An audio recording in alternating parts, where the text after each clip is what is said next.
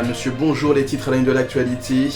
Guerre des gangs, vive tension au nord de Port-au-Prince. Une situation de vive tension a régné dans la matinée de lundi 2 mai au nord de la capitale, notamment à Drouillard et Carrefour Vincent, d'Amiens.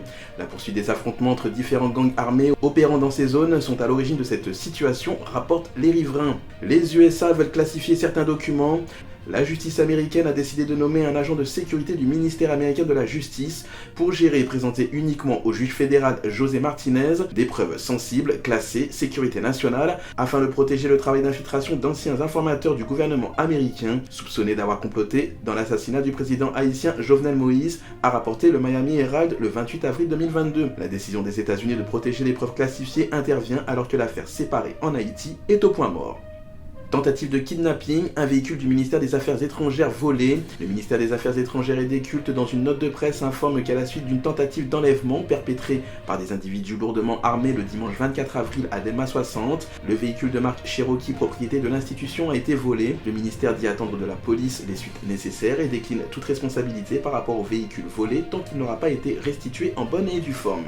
Le chauffeur d'un secrétaire d'État kidnappé à Canapé Vert. Le bureau du secrétaire d'État à l'intégration des personnes handicapées a annoncé lundi le rapt d'un employé de l'institution le 1er mai à Canapé Vert, banlieue située à l'est de Port-au-Prince. La victime est l'un des chauffeurs du secrétaire d'État Génard Joseph. Il attendait ce dernier lorsque des individus lourdement armés, non identifiés, l'ont enlevé, selon une note émanant du service de communication de l'institution.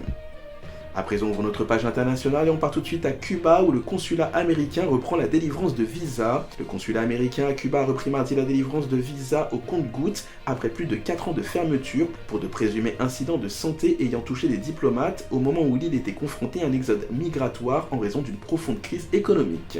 Aux États-Unis, Joe Biden appelle les Américains à défendre le droit de l'IVG. Le président américain appelle les électeurs à choisir des candidats favorables au droit d'avorter lors des élections de mi-mandat en novembre. Le président Joe Biden a lancé mardi une grande bataille politique pour l'avortement à la suite de la fuite d'un projet de décision de la Cour suprême revenant sur ce droit. Joe Biden en a appelé directement les Américains à défendre l'IVG dans les urnes lors des prochaines élections.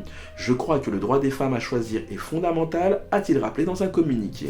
Et puis le Covid-19, le chiffre d'affaires de Pfizer bondit de 77%. Le groupe pharmaceutique américain Pfizer a enregistré un chiffre d'affaires de 25,7 milliards de dollars au premier trimestre, une hausse de 77% sur un an, en grande partie grâce aux revenus issus de la vente de son vaccin contre le Covid-19. L'entreprise a par ailleurs maintenu sa prévision d'écouler pour 22 milliards de dollars de sa pilule anti-Covid-19, le Paxlovid, sur l'ensemble de l'année.